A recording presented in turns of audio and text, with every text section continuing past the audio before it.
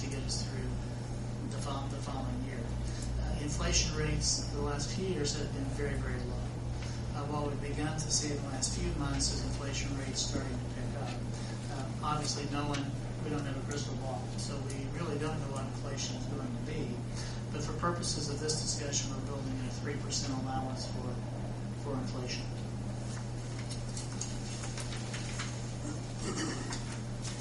The last component we're going to want to take into consideration is on page 13. And there's a number, and that has to do with capital improvements. And the utility made a significant investment in utility in recent years, and that's still ongoing. I'll share with you some information that we've provided to the county's redevelopment commission. We updated some of our TIF numbers. But as you know, there's about $12 million of TIF monies yet to be drawn down on that Honda bond. And that's also to fund improvements here with the water system. But we've tried to identify some ongoing improvements. Those are summarized on page 13. And if we were to fund those over the next 5 years, we'd have an average of about $100,000 per year for improvements. That might be a little on the low side. That's simply based upon what we see, plus another $3.5 million of improvements that are over and above that. And those tend to be the types of improvements that are most likely to be funded by bonds. It's our understanding that many of these that are included in this list could be funded out of that Honda TIF bond. It's my understanding. It's not all accounted for in here. We just had some discussions with the water superintendent and talking with Darren. There's other costs that are not fully accounted for in this number. Is that correct, Darren?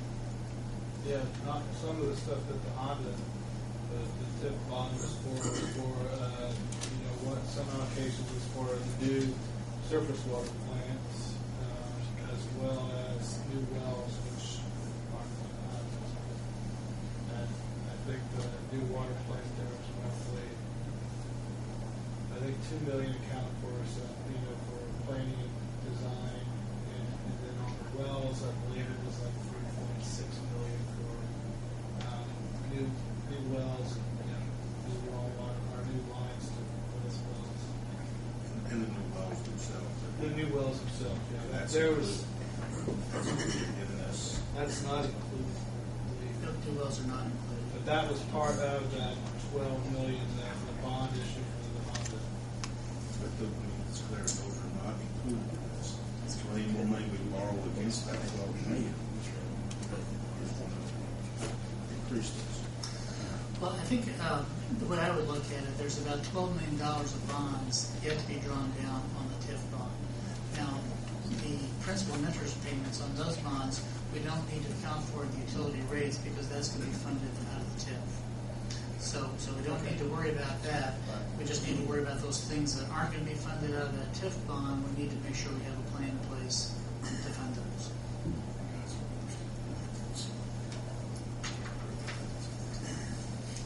So if it's coming out of the TIF bond, we really don't need to worry much about that. And Darren, it looked to me like some of these were actually items that, even on this list, while it's not a complete list of what was to be funded out of the TIF bonds, many of these were items that originally had been intended to be funded out of the TIF bonds, and if there's capacity, then these can be funded out of that as well. Yeah. So new intake for sure. Page 14, we began to summarize those revenue needs and compare those with the available revenues.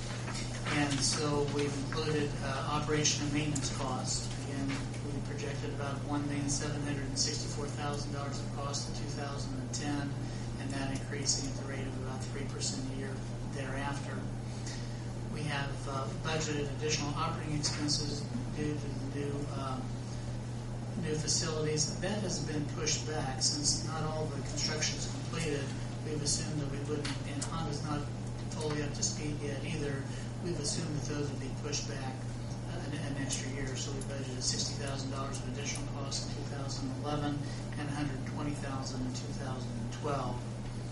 We budgeted the $440,000 to $446,000 per year for principal and interest payments on the bonds. The The next item is a debt service reserve, and this is really to satisfy a requirement of the state revolving fund. And I'm going to share with you some numbers that we provided to the county's redevelopment commission that shows that the TIF revenue should be sufficient to make that, to fund that account. So that is something that we don't need to plan on funding through rates and charges. That can come directly out of TIF revenues, and that's why we've shown that as zeros. So that's not something we're going to need to fund through rates and charges.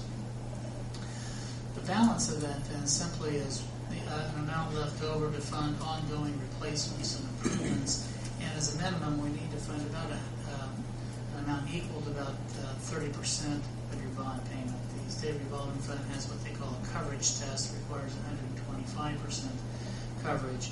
So our thought is that once we've identified what the ultimate revenue need would be, that we would phase in that increase over a period of time, and when we're finished, we would create an allowance of about $133,000 per year, which is a little more than the ongoing improvements that we saw on the previous sheet.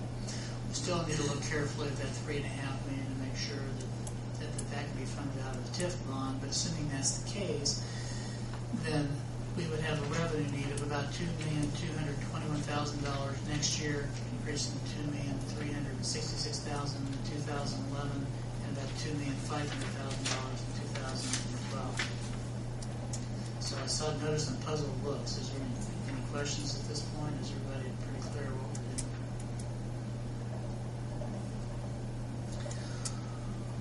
When we compare these net revenue amounts with what we had calculated last year, these are actually just a little less than what we calculated last year. So we're looking at $2,221,000 of revenue needed in 2010 instead of $2,321,000.